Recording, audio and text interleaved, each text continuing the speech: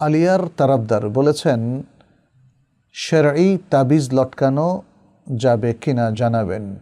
তাবিজ আবার শেরঈ হলো কবে জনাব তারাবদার? তাই না?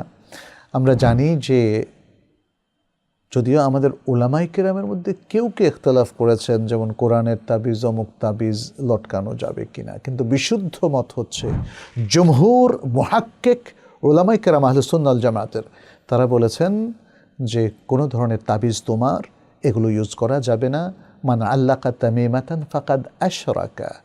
হ্যাঁ, এভাবে আরও অনেকগুলো হাদিস আছে। তামিমা বা তাবিজ লটকানো, সেটা সুতার তাবিজ হোক, লোহার তাবিজ হোক, তামার হোক, কোনো কাগজ হোক, কিংবা আপনার কোনো ধরনের পাথর, আকিক পাথর লটকানো বা এরকম অনেক কিছু মানুষ করে। ইভেন কোরআনের তাবিজও হোক, এই কোনোটাই শুদ্ধ নয়। তাবিজ তোমার কালচার হচ্ছে জাহিলিয়াতের কালচার। সাহাবায়ে কেরামের আগের যে প্রজন্ম ছিল, নবী সাল্লাল্লাহু আলাইহি সাল্লামের দাওয়াত যারা তখনও গ্রহণ করেননি, সেই সময়ের আমরা দেখতে পাচ্ছি জোরজরধারী প্রচুর তাবিজ তোমার লোকদের মধ্যে ছিল। ইসলাম আসার পরে নবী সাল্লাল্লাহু আলাইহি সাল্লাম যদি তাবিজ জায়েজ হতো, তিনি নিজেও লটকাতেন, সাহাবাদেরকে লটকানোর উদ্বুদ্ধ করতেন, কিন্তু এর পক্ষে কোনো শারঈ দলিল পাওয়া যায় না।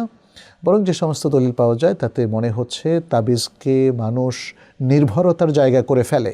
ফলে আল্লাহর উপর যে নির্ভরতা তাওয়াক্কুলটা ছিল, সেটা তাবিজের উপর চলে আসার কারণে তাবিজ লটকানো কখনো এটা শিরকে আসগার হয়ে যায়, কখনো এটা শিরকে আকবারও হয়ে যায়। শিরকে আকবার হলে তো একদম ঈমান আমল সবই ধ্বংস হয়ে যাবে। অতএব তাবিজের ব্যাপারে আমাদের সাবধান থাকতে হবে।